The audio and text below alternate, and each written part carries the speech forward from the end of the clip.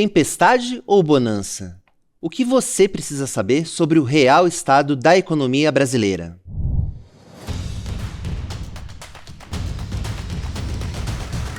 Salve pessoal, tá no ar mais uma edição do podcast Touros e Ursos. Eu sou o Vinícius Pinheiro e aqui do meu lado no programa está de volta a Júlia Vilchen. Como é que tá, Júlia? Como é que você tá preparada aqui? Veio aqui preparada para bonança ou para tempestade? Olá, Vini, tudo bem? Olá a todos os que estão nos ouvindo, nos assistindo. Olha, como a gente mora em São Paulo, a gente tem que estar sempre preparado, tanto para o tempo de sol quanto para a tempestade, né? Guarda-chuva, casaco e protetor solar sempre. E para investir no Brasil é a mesma coisa, né? Tem que estar preparado para todos os cenários. Concordo. E vamos ver aqui se a nossa convidada dessa edição também concorda com você. Nós trouxemos aqui para essa edição a Tatiana Pinheiro. Ela é economista-chefe e sócia da Galápagos Capital. Seja bem-vinda, Tatiana. Obrigada pelo convite, muito obrigada. E a Júlia está certa, tem que estar preparada para todos os cenários, né? Não só para a incerteza e a turbulência que sempre é característica da economia brasileira, mas também para essa característica que está ficando para as economias como um todo no mundo.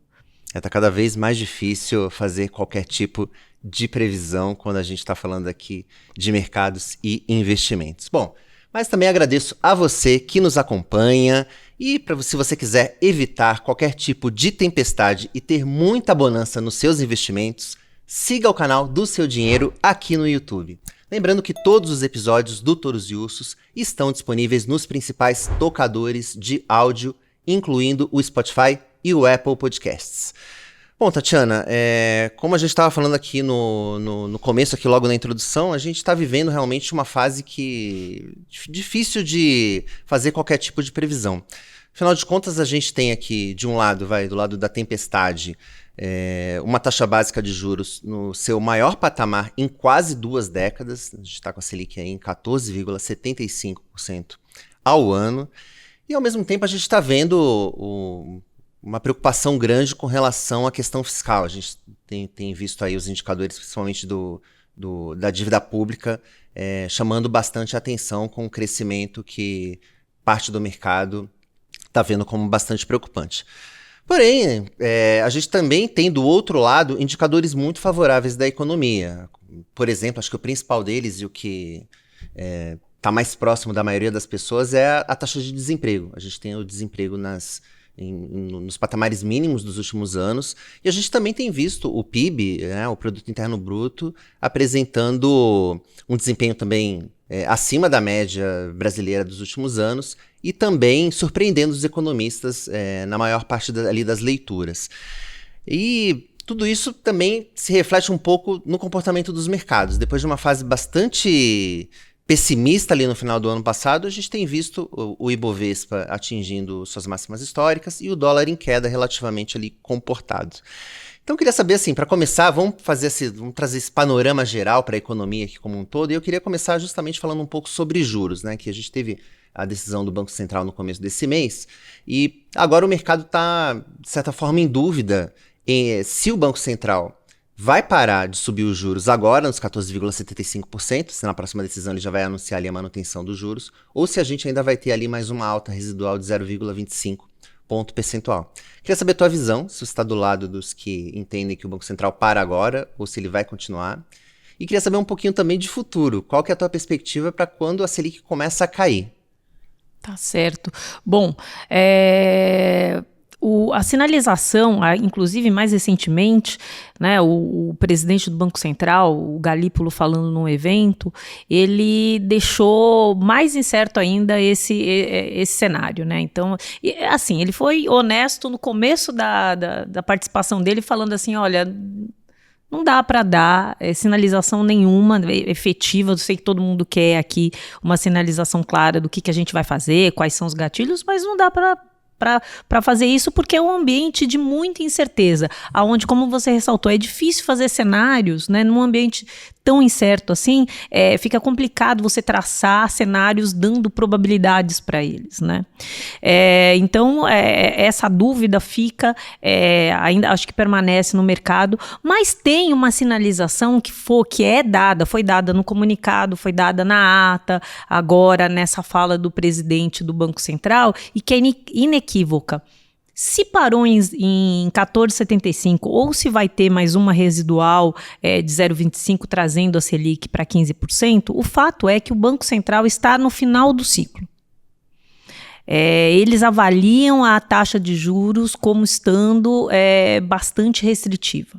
Né? Se isso suficientemente restritivo, esse é um capítulo que eles vão ter que responder, e eles vão responder justamente na reunião de junho, ou mantendo a Selic em 14,75 ou trazendo a Selic para 15%. Então, o suficientemente restritivo é o que a gente não sabe responder. Mas que está restritivo, todos os diretores do Banco Central que vieram a público falar, e inclusive o presidente do Banco Central deixou isso claro. Né? Então a gente está no final do ciclo. Eu ainda estou na turma de quem espera mais um acerto residual de 0,25, trazendo a Selic para 15% em junho. Dito isso, e como você traçou aí no começo da sua fala a questão da preocupação com o fiscal, que realmente é uma preocupação, o PIB surpreendendo o crescimento no ano passado, em grande parte foi por conta do impulso fiscal que a gente teve no ano passado. A questão toda é que esse ano a política fiscal está bastante diferente da toada que foi 2023, 2024. Então ela está bem mais comedida. Se comedida o suficiente para alcançar o superávit primário, o resultado primário que é zerado esse ano, para melhorar as expectativas do mercado, trazer as expectativas do mercado mais para um lado benigno e construtivo, né, da política fiscal, a gente não sabe, mas o fato é que a política fiscal está bem mais comedida, a taxa de juros realmente está suficientemente apertada. Quando você pega a taxa de juros, o que é suficientemente, o que é taxa de juros no lado restrito, né, sendo restritiva para a economia? É uma taxa de juros que, em termos reais, descontada a inflação, ela é acima da taxa neutra. A taxa neutra do Banco Central é 5%, eles estimam em 5%. Os mais pessimistas estimam essa taxa neutra entre 6% e 7%. O fato é que a taxa de juros real, pegando o UDI de um ano e descontando a expectativa de inflação do Focus, está em 9%. Então, ela realmente está bastante restritiva. A combinação dessa política monetária, dessa política fiscal mais comedida e a política monetária bastante restritiva, assim, um pouco mais agora em junho, com um aumento de 0,25, trazendo a Selic para 15%, ou ficando nesse patamar de hoje, que já é bastante restritivo, deve começar a trazer frutos, aí, a dar resultado tanto de desaceleração econômica como de desaceleração da inflação no segundo semestre. E é por isso que a gente estima e espera o início do corte de juros já para o final do ano. Em dezembro eu tenho o início do corte de juros com queda de 0,50. Quer dizer, no teu cenário, a Selic ainda sobe para 15% agora em junho e fica nesse patamar até dezembro, quando... Ela cai para 14,50. Legal.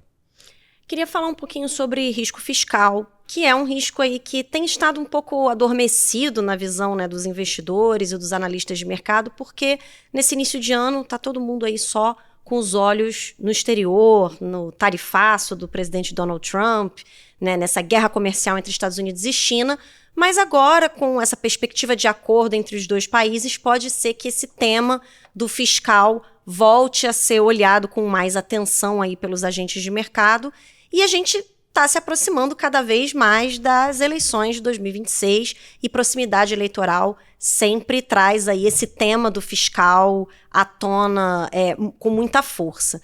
E aí o que eu queria te perguntar é, enfim, se já para o segundo semestre, se vocês já têm uma perspectiva de que essa proximidade das eleições vá aflorar essa questão do risco fiscal novamente nos mercados, se isso vai voltar aí a afetar os mercados financeiros locais, e em relação a temores de eventuais notícias aí que possam vir da parte do governo de anunciar novas medidas de gasto público para dar uma alavancada na popularidade, até pela proximidade eleitoral. De vez em quando esse tema ressurge e queria saber, né, se esse tema pode ressurgir com mais força agora aí a partir do segundo semestre. O tema fiscal eu acho que surge com mais força, mesmo agora para o final do primeiro semestre, ele já surge com mais força, né?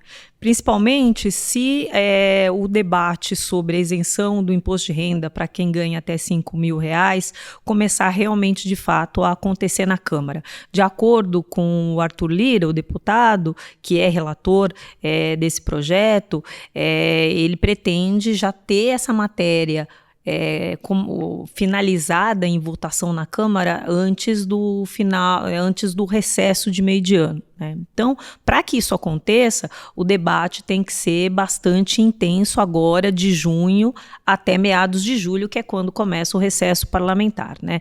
Então, isso já, se esse debate realmente acontecer na Câmara, isso vai deixar esse tema fiscal um pouco mais aquecido. Se vai sobrepujar o tarifaço do Trump, aí só o Trump para responder, porque ele é que gosta de ficar tuitando durante a noite, durante a manhã. Então, se for um Trump realmente negociador, eu acho que a discussão, o debate de política fiscal no Brasil já começa a voltar a ser um top 5 de tema no mercado brasileiro. Mas vai depender muito de como vai andar as negociações, né? Agora os Estados Unidos estão nessa segunda fase de negociar as alíquotas recíprocas, né? Que ele anunciou ali para todos os países no dia 2 de abril, né? Então, no dia 9, ele postergou o anúncio do dia 2 de abril e deu 90 dias para negociar com os países. Então, a gente está nessa fase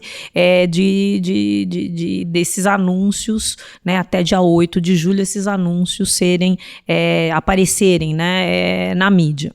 Então, é concorrido, né? Esse calendário de eventos é bastante concorrido.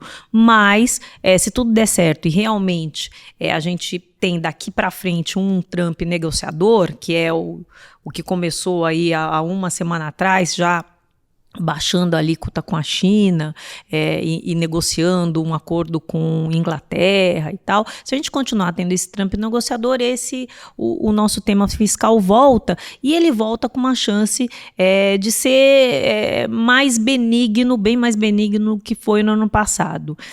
Tem alguns pontos que a gente pode ressaltar aqui, né? Na questão não do debate do imposto de renda, da isenção do imposto de renda, mas mesmo o calendário do governo com relação à administração da boca do caixa das contas públicas esse ano, né? Então, primeira coisa, o primeiro trimestre registrou um superávit primário de 50 bilhões de reais. É bastante coisa para um primeiro trimestre. Tudo bem, teve uma ajudinha ali da LDO que demorou para ser aprovada, e aí a regra do 1/12 para as despesas ajudou a conter despesas. Mas o fato é que a atividade, a economia resiliente, a arrecadação também continua teve um resultado nesse primeiro trimestre bastante positivo. Essas duas combinações deu uma gordura para o governo no resultado primário. Segundo ponto, no dia 15 de abril, diferente do que foi ano passado, manteve a LDO de 2026, não veio com surpresas com relação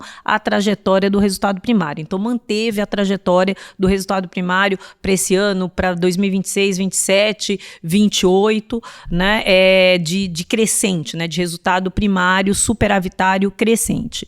O terceiro ponto, que a gente vai poder, a prova do pudim essa semana, no final dessa semana tem o primeiro relatório de receitas e despesas, onde o governo ele avalia como é que foram receitas, como é que foram despesas e projeta para frente, vê se está de acordo com o orçamento, e se não tiver de acordo, sempre abre-se espaço para fazer ajuste via bloqueio e contingenciamento. O mercado, as fontes que a gente tem de informação rolando na mídia, sinaliza que o governo vem com em torno de 10 bilhões entre bloqueios e contingenciamento. Se ele vier com isso, é o terceiro ingrediente de uma política fiscal diferente, sendo, por enquanto, conduzida de uma maneira diferente do que foi o ano passado. Se continua desse jeito, né, daqui para o final do primeiro semestre, o fiscal tendo destaque, ele tem chance de ter um destaque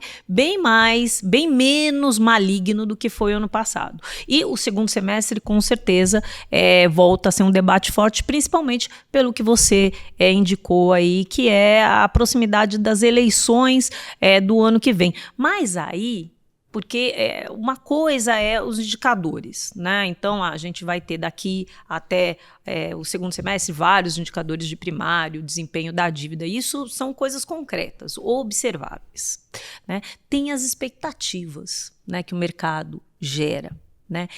Eu tenho uma dificuldade de ver o segundo semestre como um segundo semestre muito conturbado com relação ao fiscal, igual foi no ano passado, por conta de como é que vão ser essas expectativas. O mercado vai estar olhando na minúcia os dados que são observáveis de resultado primário, de evolução de dívida, o pacote, o que corta, o que não corta, como ele fez no ano passado, ou ele vai estar debatendo o resultado da eleição de 2026. Porque essas duas perspectivas têm efeitos completamente diferentes para preços de mercado, né?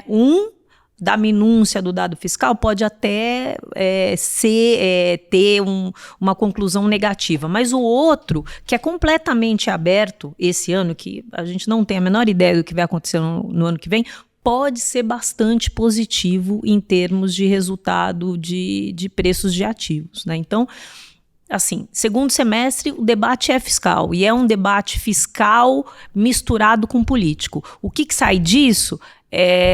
Depende de qual prisma. Se a gente continua na minúcia do dado, como foi no ano passado, do dado fiscal, ou se a gente vai para um debate político do que acontece com eleições no ano que vem. Nesse quesito, só adicionando mais um ponto, tem 2 eventos externos aqui na vizinhança que contribuem aí para essa pitada de uma avaliação mais política. A gente tem eleições no Chile, que deve ter uma mudança, uma alternância de poder ali, de presidência, de esquerda para direita, pelo menos até onde eu vi as últimas pesquisas eram isso que indicava, e tem eleições de Congresso, midterm, na Argentina, aonde muito provavelmente o atual incumbente deve sair fortalecido, né? Então, aí a gente sabe, né? O que acontece aqui na nossa vizinhança acaba sendo colocado dentro da avaliação do que pode acontecer de evolução política no ano que vem. Então, esse que é o ponto. Eu acho que vai ser uma mistura de fiscal, mas com muita dose de política, que aí não tem nada a ver com os dados puros fiscais que a gente vai ver no segundo semestre. Quer dizer, em outras palavras, mesmo vindo notícias negativas do lado fiscal, se o mercado considerar positivo o que vier do lado político, ele pode deixar de lado esse fiscal que dominou, né? Que foi o tema principal ali do final de 2024. Se deixar de ser a perspectiva da conta fiscal, do detalhe da dinâmica da dívida, do detalhe do que o governo anuncia de contingenciamento, de bloqueio, se deixar de ser isso e passar por uma perspectiva muito mais, pegar tudo isso e colocar numa perspectiva de resultado político, de eleição, o efeito é completamente diferente do que a gente viu. O efeito para preço de ativo vai ser completamente diferente do que a gente viu no ano passado. Apesar da matéria ser a mesma. Esse que é o complicado, né? A matéria é a mesma, né? O estado da conta pública fiscal, mas pode ser que a gente termine com um efeito completamente diferente para preços de ativos nesse ano do que foi o ano passado. E a matéria vai ser a mesma. Tá certo. Quer dizer, então, mas o que a Júlia perguntou sobre eventuais medidas de gasto que o governo anunciar, elas podem ser, enfim, o mercado pode relevar isso, se entender que do ponto de vista político, essas medidas podem não dar efeito, por exemplo. Isso seria um resultado possível. Sim. Tá certo. Bom, vamos passar para o lado da economia real agora e falar um pouquinho sobre desemprego e PIB, porque acho que essas têm sido, talvez, as 2 variáveis também que têm mais surpreendido. Apesar da gente estar vendo a Selic aí no seu maior patamar em quase 2 décadas, que deveria estar se refletindo numa taxa de desemprego mais alta, não é isso que a gente está vendo. E o mesmo pelo menos até o ano passado, é o que também vem acontecendo com o PIB. Todos os anos a gente pega ali a pesquisa Focus do começo do ano, as projeções do PIB, elas sempre têm vindo muito mais baixo do que o resultado que efetivamente vem acontecendo. Eu queria saber se, na tua visão, isso deve se repetir agora em 2025 ou não. A Selic mais alta finalmente, enfim, deve pegar mais na atividade econômica nesse ano. Eu acho que a combinação dessa Selic bastante restritiva, né, a mais alta, em termos nominais, a mais alta desde 2006. Em termos reais, também a mais alta desde 2006 também.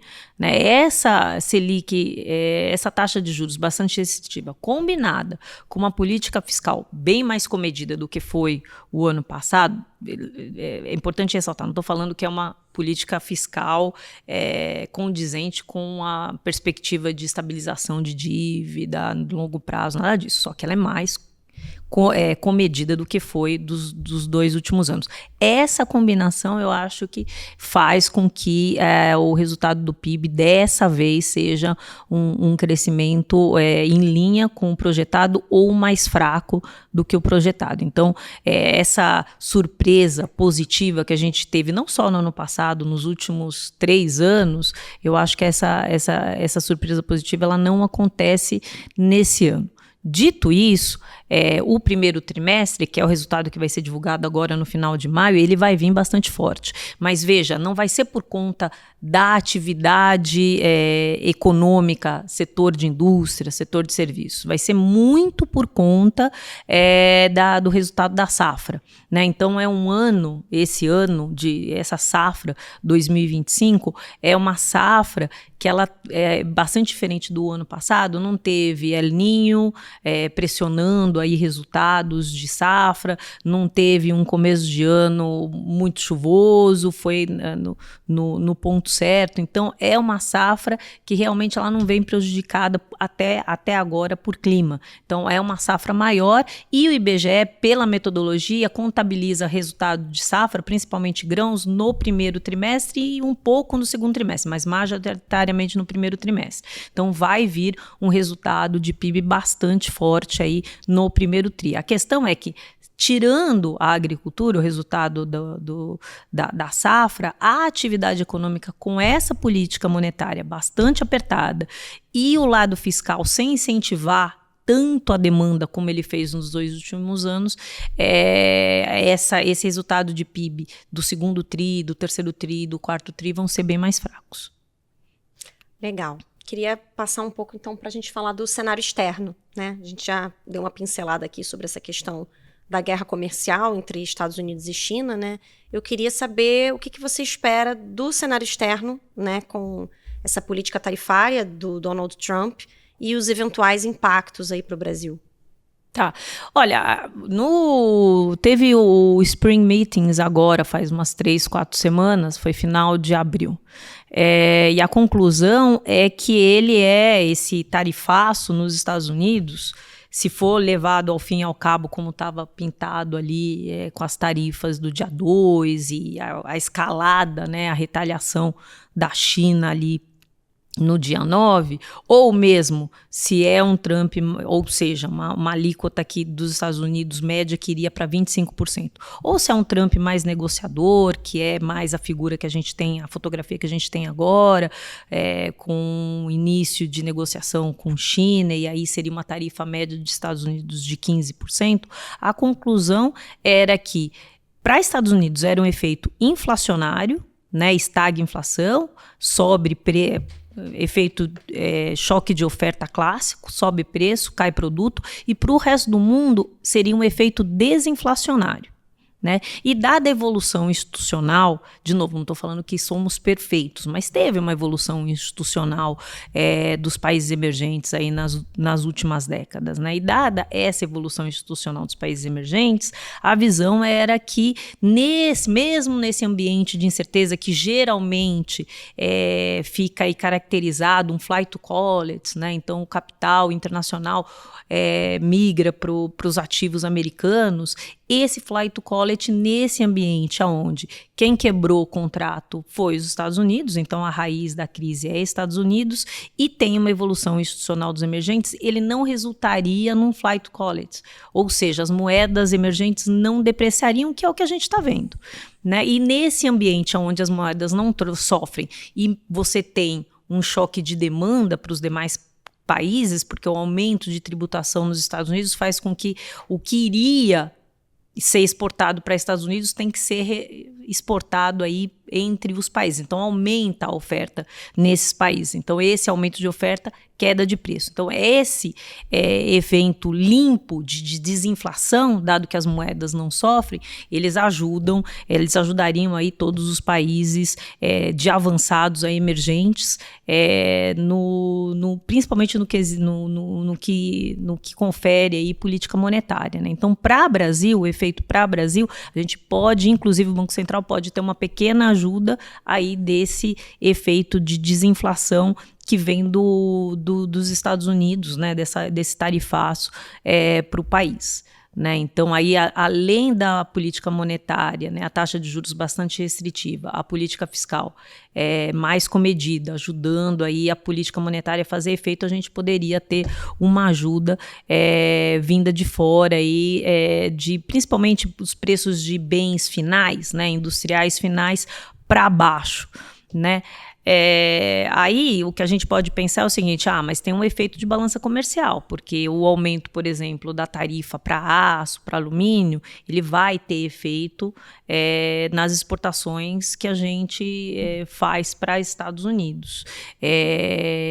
Essa alíquota, que antes era de 2,5% para os produtos brasileiros e agora passa para 10%, também vai fazer efeito em outros produtos que a gente exporta para Estados Unidos. Sim, eu calculo aqui, eu estimei uma elasticidade preço, né, porque no fundo é um aumento de preço que a gente está encarando com os Estados Unidos. Então, esse efeito da elasticidade de preço, desse aumento da tarifa dos Estados Unidos para produtos brasileiros, daria aí uma queda de 4 bilhões das exportações brasileiras para Estados Unidos. O ano passado a gente exportou para Estados Unidos 40 bilhões, ou seja, daria um impacto aí de 10% nas nossas exportações, que podem não ser compensados por outros países ou pode ser compensado por uma relação mais próxima com a Europa, né? E essa foi uma outra sinalização durante os Spring Meetings, que a Europa ia trabalhar mais forte para finalizar os acordos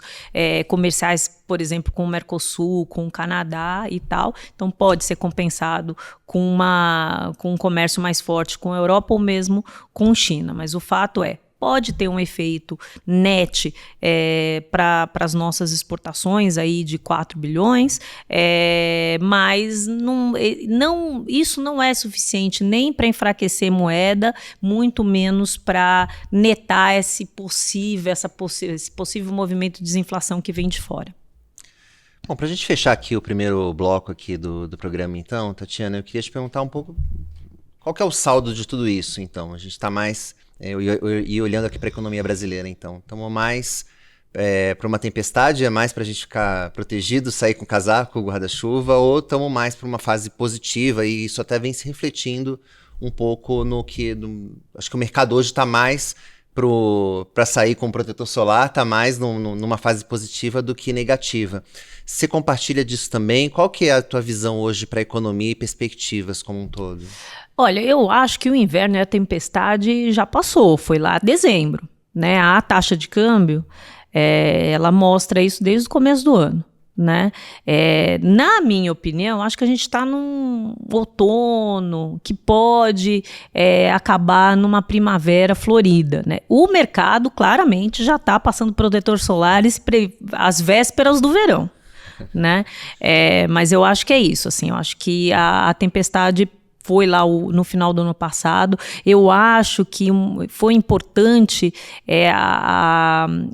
as falas de começo de ano, tanto por parte do governo. Acho que eles compreenderam que ter um final de ano igual o final do ano passado, ou seja, ter um dezembro, como foi o dezembro do ano passado, nesse ano é fatal para as eleições de 2026. Eu acho que isso está bem compreendido, eles deixaram isso bem claro nas falas dele de começo de ano.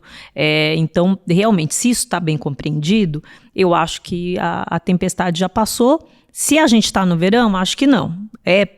Já dá para colocar protetor solar? Não. Mas já dá para começar a pensar numa primavera, uma temperatura mais amena. Isso dá. Seguir aquela dica da avó de sair sempre com um casaquinho. Porque... leva um casaquinho, isso. Bom, tá certo. Com isso a gente pode passar para o segundo bloco do nosso programa, que dá nome aqui ao podcast dos touros e dos ursos. Os touros também, já usando aqui mais uma vez a metáfora que a gente está aqui desde o começo do programa, né? Os touros são aqueles que estão numa fase de bonança, estão numa fase positiva, uma fase de alta, e os ursos são os que estão enfrentando uma tempestade, ou seja, estão aqui em baixa. E vou começar com você, Júlia, para quem você vai dar aqui o urso dessa edição. Eu vou dar meu urso para a nota de crédito dos Estados Unidos, né? Para o rating americano. Porque a gente teve notícia aí na última sexta-feira, dia 16 de maio, de que a agência de classificação de risco Moody's retirou aquele rating máximo, AAA, dos Estados Unidos, rebaixando a classificação de risco de crédito do país para AA1, que é um degrau imediatamente abaixo nessa escala da Moody's. Esse AAA dos Estados Unidos já estava em perspectiva negativa, né, por parte da Moody's, e agora caiu um degrau e está em perspectiva estável.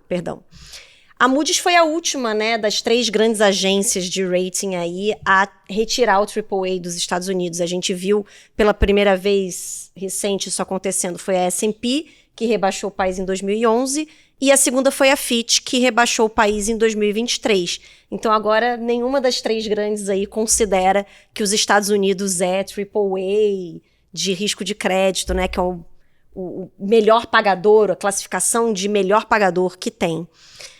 Então, assim, realmente o país cuja economia, cujos títulos eram, né, ainda são, será?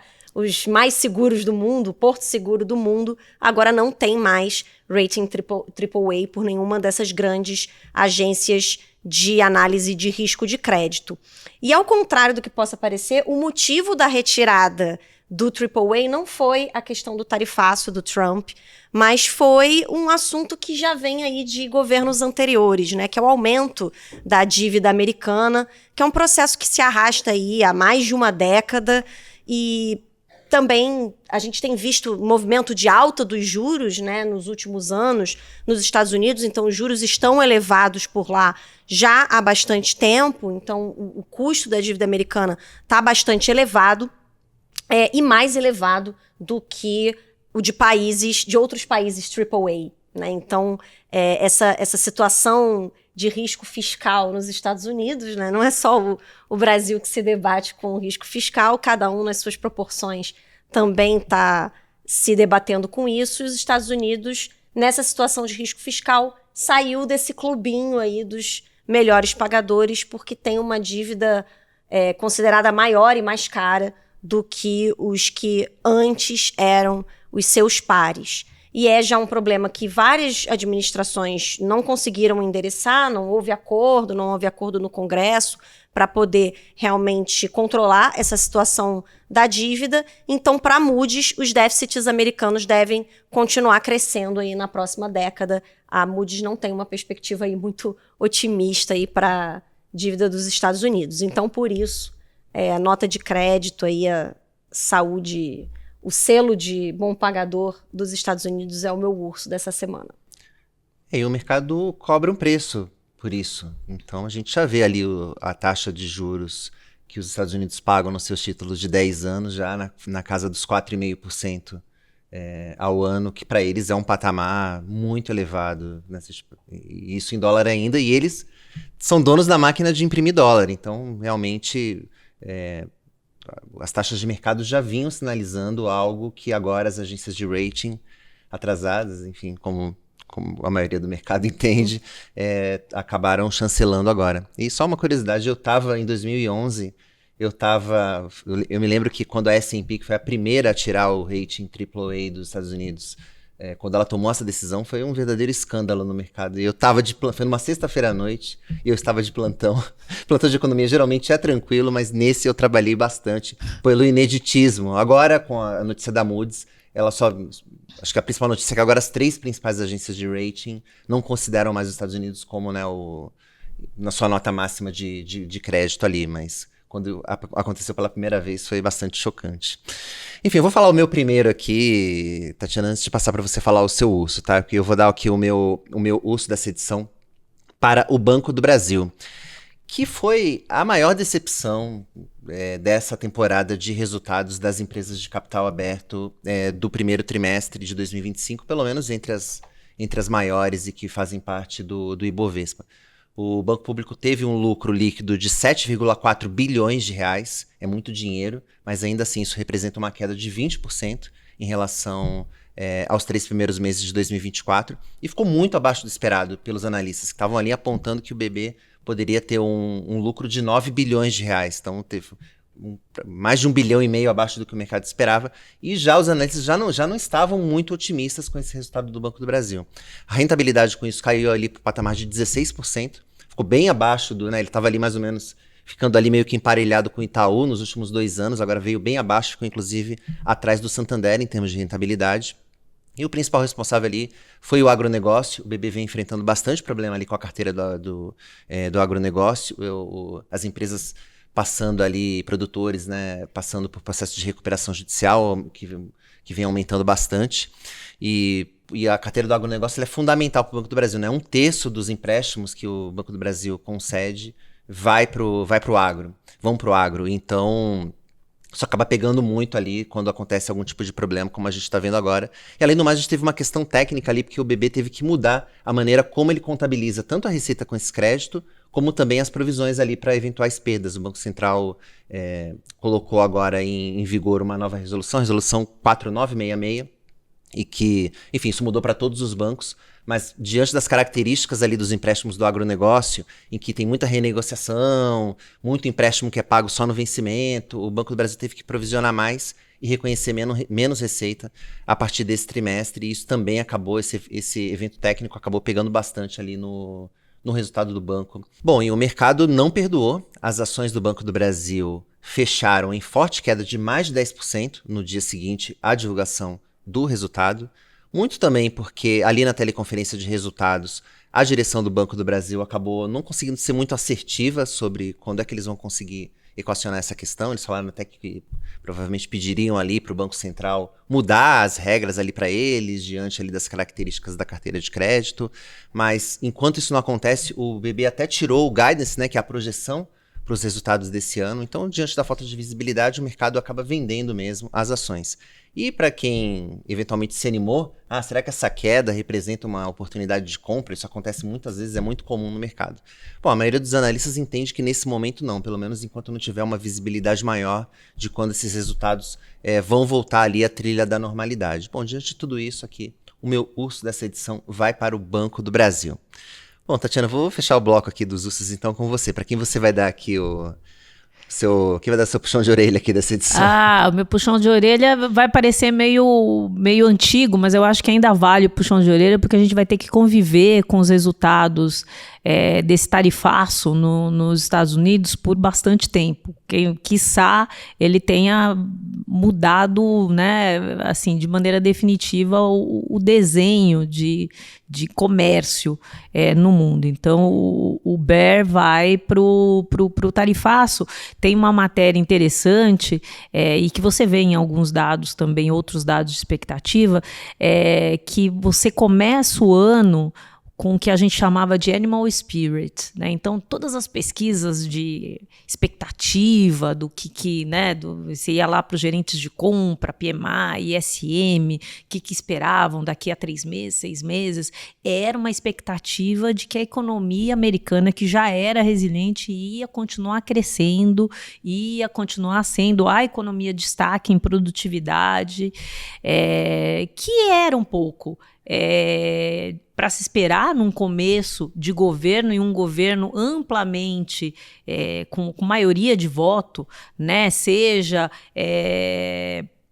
lá por distrito, seja nos condados. Então, um governo que teve uma sanção de voto muito grande, com maioria na Câmara e no Senado, uma maioria pequena, mas maioria no Congresso e com um respaldo grande, uma maioria na Justiça, né, no Judiciário. Então, era um pouco de se esperar um animal spirit ali no começo do ano, por conta desse resultado positivo eleitoral.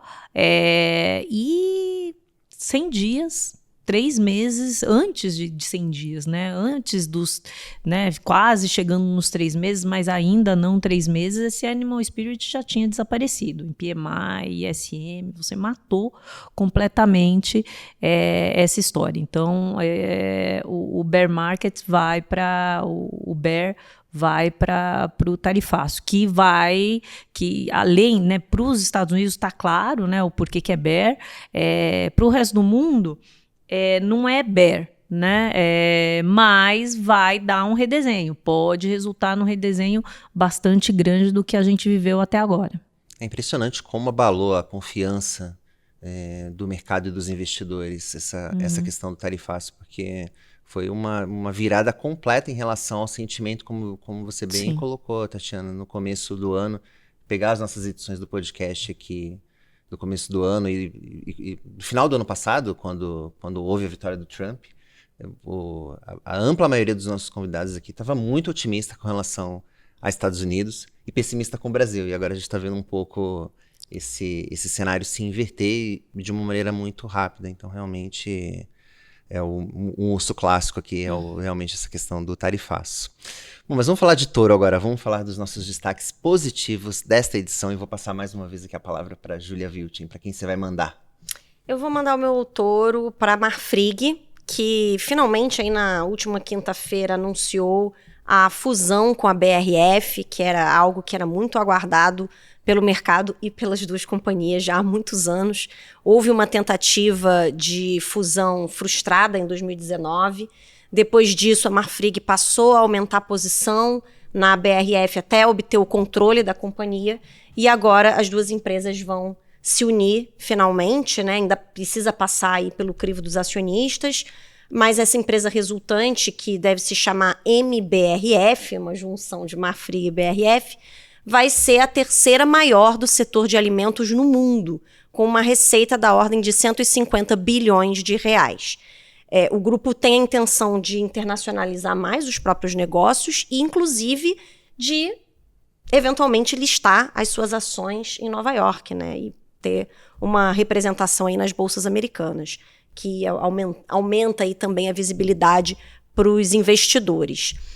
A proposta de fusão, né, entre as companhias prevê a incorporação da BRF pela Marfrig e os analistas veem que a Marfrig sai como a grande vencedora aí desse processo.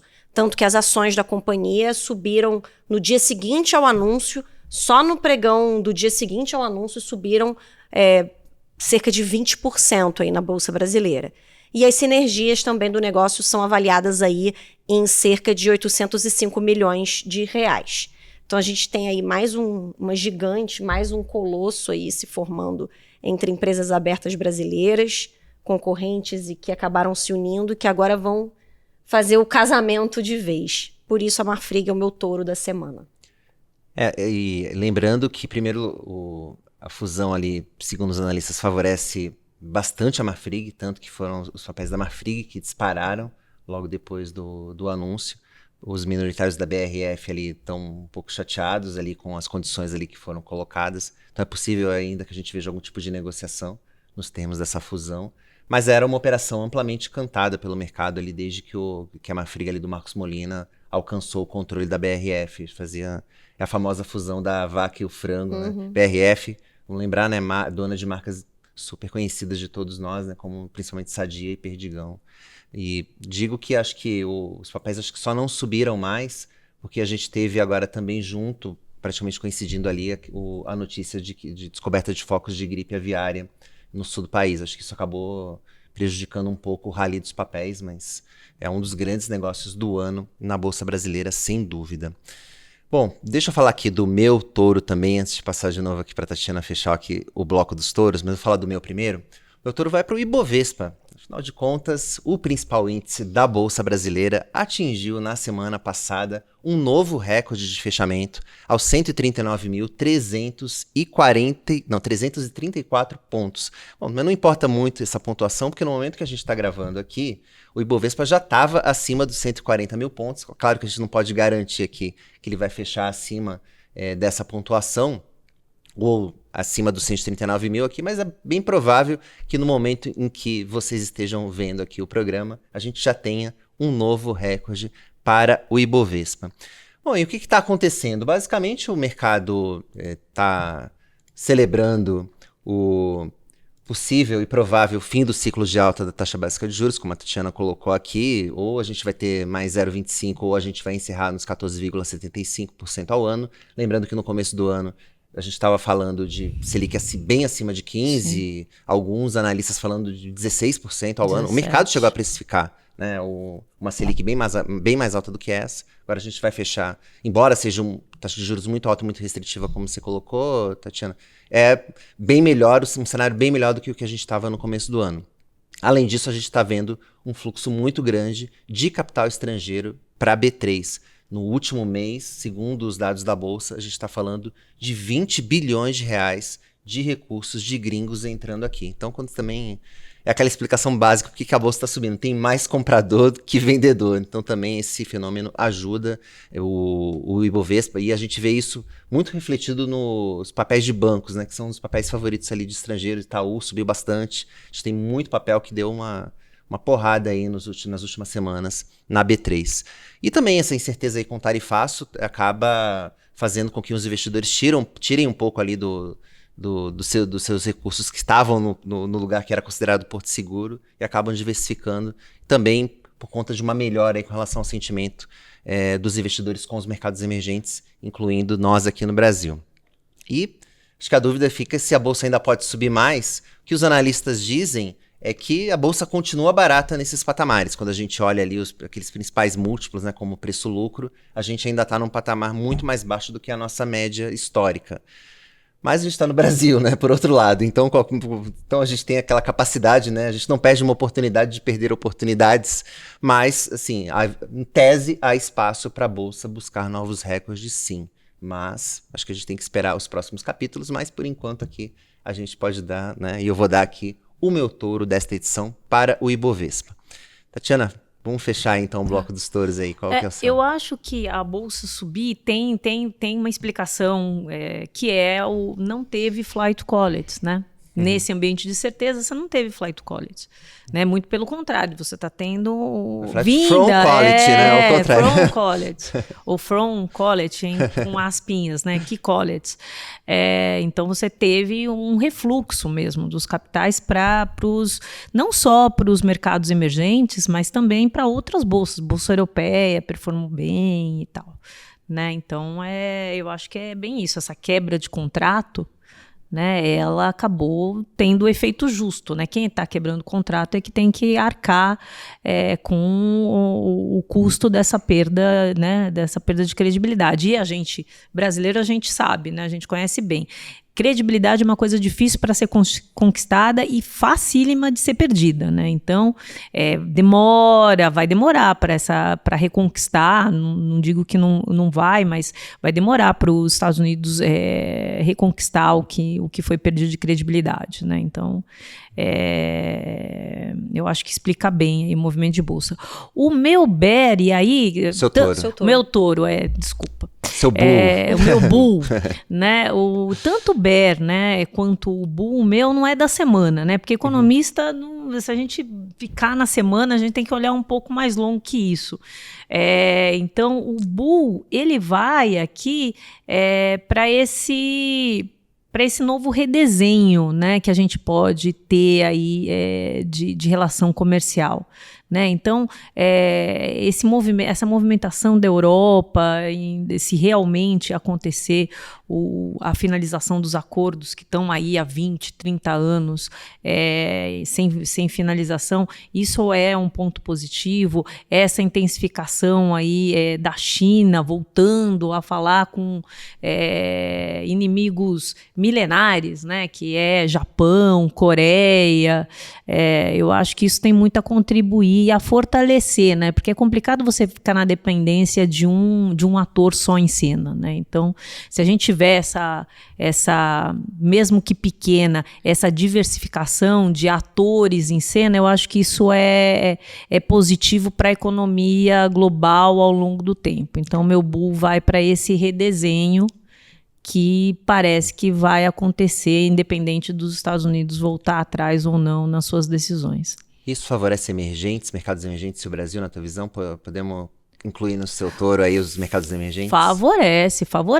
O resultado da Bolsa brasileira é isso. Não teve flight to quality, teve muito pelo contrário, teve um fluxo para cá. Outro que a gente pode colocar na conta e dar um bull para ele é juros, né? O mercado começa a achar que parou o ciclo, mas na hora que realmente parar o ciclo, a gente sabe que tem uma inversão aí da curva, né, de aprofundamento da curva, ou seja, a precificação dos cortes de juros, que não vai ser trivial, né? Então você tem um momento para acontecer na curva de juros que é bastante positivo, né, de ampliação do que o mercado espera de ciclo de corte de juros. Tem um prêmio embutido ainda nessa curva, quando a gente olha médio e longo prazo, com Selic sendo precificada a 13%, que a gente sabe que 13% não dá.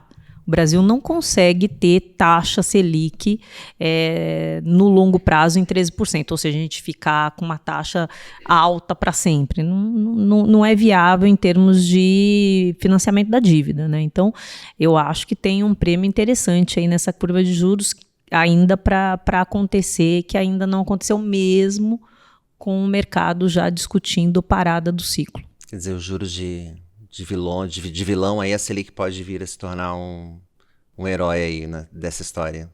Pode dar bastante resultado aí, bastante resultado positivo aí no mercado. Bom, legal. Bom, você que está acompanhando a gente também, deixa aí seu comentário para você, quem é o touro dessa edição, quem é o urso.